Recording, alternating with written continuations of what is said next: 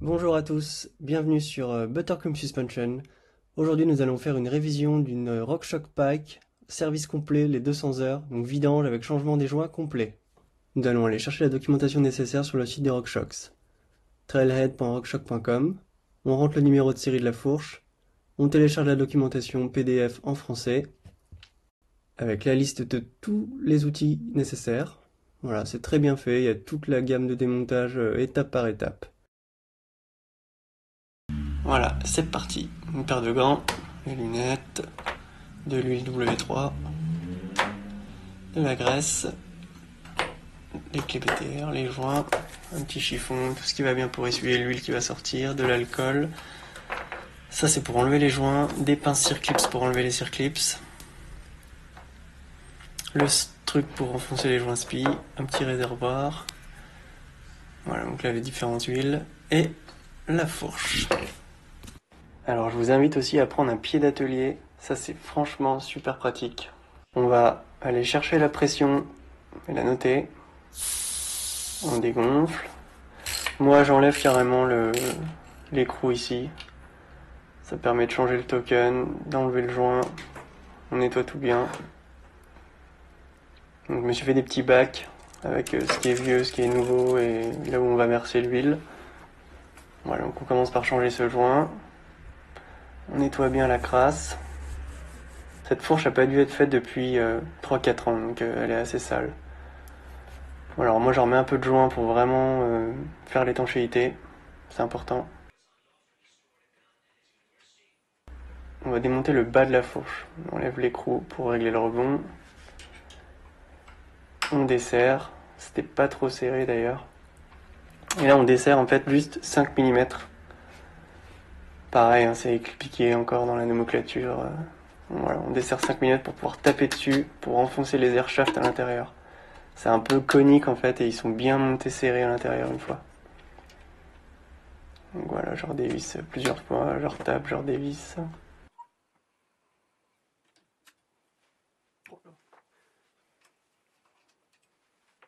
J'en profite pour changer les petits joints. Et vous voyez sur la vis, il y a une petite rondelle en plastique en fait qui s'écrase lors du serrage. Ça pareil, c'est à changer dans le kit. Donc c'est un peu galère à enlever, là j'ai accéléré mais je l'ai enlevé avec un petit pointeau. On remet le petit joint, tout beau tout propre.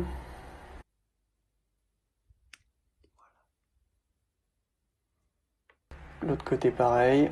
On peut mettre un peu de frein filet si on veut, moi je pense que c'est pas forcément nécessaire vu comme c'est bien serré.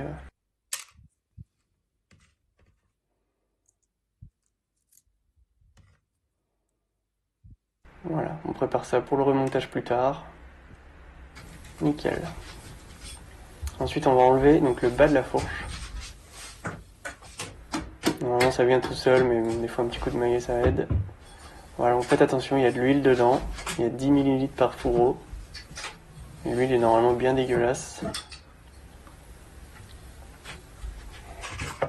Voilà, donc on voit bien qu'il y a un côté qui est un peu sec. Wow! Donc il était temps de la faire.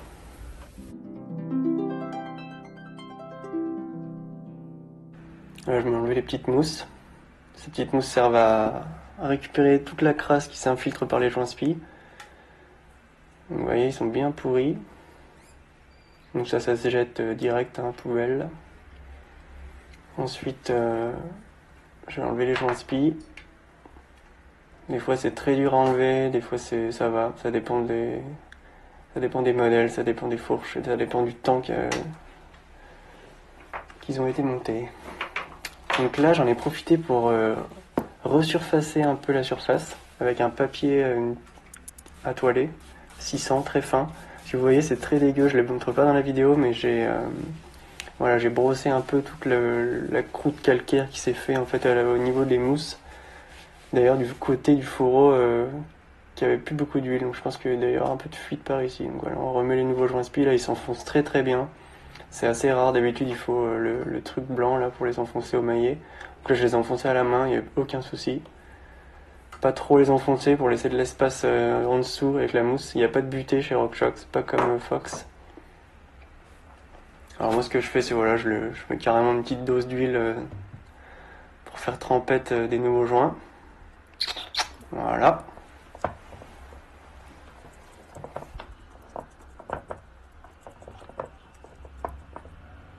On voit bien la différence de couleur, hein, avant, après. Donc la petite opération délicate, on met le joint en mousse bien à l'intérieur, bien plat. Faites attention qu'il ne fasse pas une vrille. Et là, moi, j'essuie le rebord du joint de l'huile, parce qu'après, on va aller coller de la graisse dessus. Il faut bien que la graisse, elle attache. On remet les petits ressorts. Donc là, c'est la partie la plus chiante. Il y a une espèce de butée en plastique derrière, donc faut la décaler au tournevis. Et ensuite, avec la pince Circlips, on vient virer l'anneau Circlips. Il vient pas en un coup tout le temps. Ma pince Circlips, c'est pas au top non plus après. Voilà, donc je la finis à la main.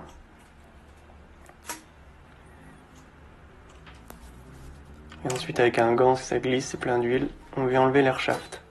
Voilà, donc ça, c'est un air shaft. Ça se change d'ailleurs, il y a des nouveaux air shafts qui sont sortis récemment là chez RockShox. C'est avec ça qu'on change également le débattement de la fourche sur les Lyric ou sur les Yari. La paille qu'on est limité à 160 par contre. Et sur une Yari, on peut monter en 180 mm en changeant l'air shaft. Il y a dedans, il y a un petit joint torique et un petit joint à lèvres qu'on vire. Ah, non, je l'ai volé. C'est les joints les plus galères à changer aussi de la fourche. Avec les poinçons, voilà, ça va très bien. J'enlève aussi le joint à lèvres qui se met autour. C'est ça qui fait l'intégralité entre la chambre négative et la chambre positive. Donc c'est super important que ce soit très propre. Ça coulisse le long des fourreaux à l'intérieur aussi et sur le tube en magnésium. Donc ça soit très lisse et très propre. Là on remet le petit joint torique à l'intérieur. C'est un peu galère à mettre. Pareil, faites attention qu'il ne fasse pas une vrille, parce que c'est ça qui fait l'étanchéité. Voilà. Et le dernier joint, le joint à lèvres. Pareil, un petit peu galère à monter, ils sont un peu durs comme joint. Vous pouvez le chauffer à la limite un peu avec un sèche-cheveux. Je sais pas pensé, tiens. Voilà, moi j'utilise un tournevis. Attention à ne pas rayer l'intérieur. C'est juste histoire de, voilà, d'écraser en fait sur les côtés. Et ensuite, le joint extérieur. On remet de la graisse. Pas tant que ça, faut pas en mettre beaucoup de la graisse parce que ça permet de communiquer entre la chambre négative et positive. Il faut qu'il y ait un peu d'air qui passe des fois en fait. Faut pas overcharger la graisse quoi. Ça veut rien dire ce que je dis mais. Donc là c'est un joint plat. Pareil, on nettoie bien, on remet de la bonne graisse, on remet le nouveau joint. Alors moi je mets de la graisse en dessous et au-dessus le joint. Faut que ça fasse vraiment étanchéité entre les deux.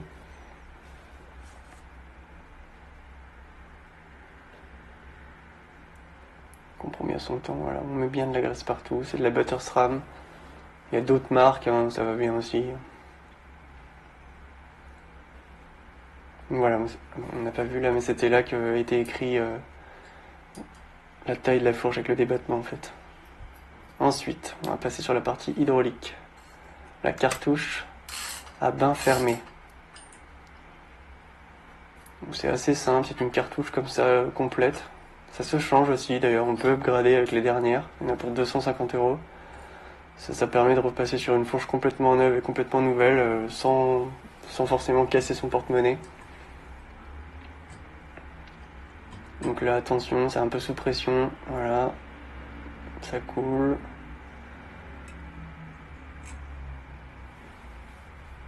Donc au-dessus là on va venir changer le joint blanc, je vais pas montrer, on vide l'huile, l'huile est pas très sale, car elle est en bain fermé en fait, donc elle est pas exposée vraiment à la crasse. On la re-remplit, l'huile propre, et on vient remettre la tige.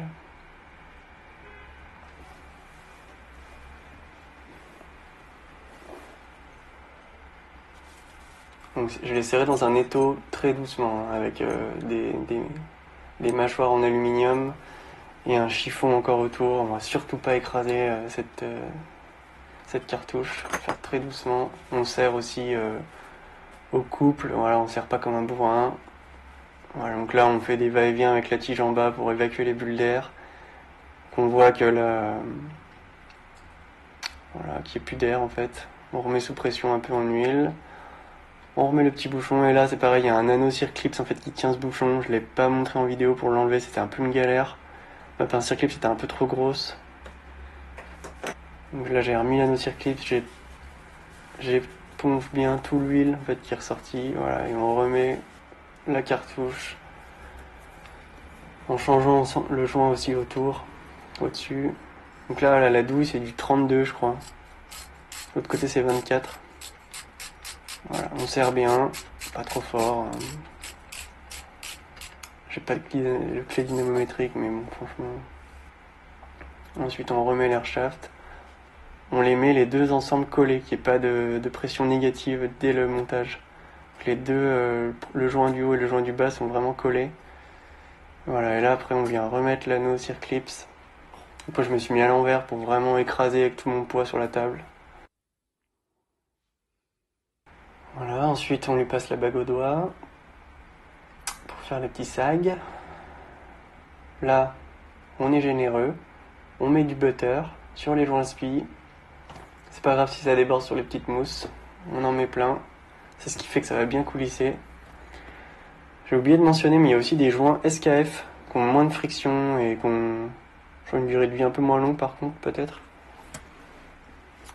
Voilà, donc on remet les plongeurs dans les fourreaux. On regarde bien de ne pas se tromper de sens. C'est un peu galère, moi je cale la lèvre du bas et je remonte ou l'inverse.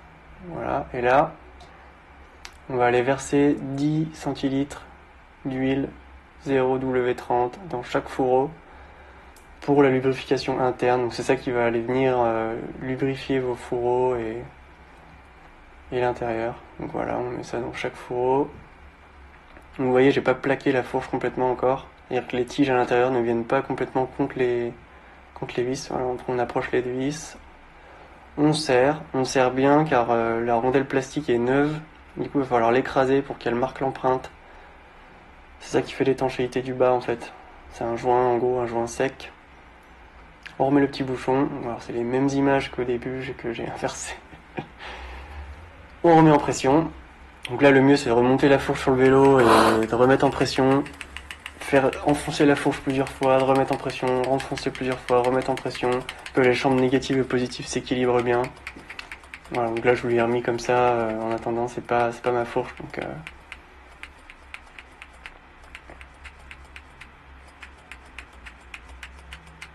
voilà, 65 PSI, il me semble qu'on avait noté. Donc là on va remonter le petit bouchon sans changer la position de la cartouche. C'est pour bloquer ou durcir la compression sur certaines fourches. On remonte ça bien. On teste. Et puis voilà, un bon nettoyage à l'alcool parce que la fourche est pleine d'huile. Et puis c'est tout bon pour gagner.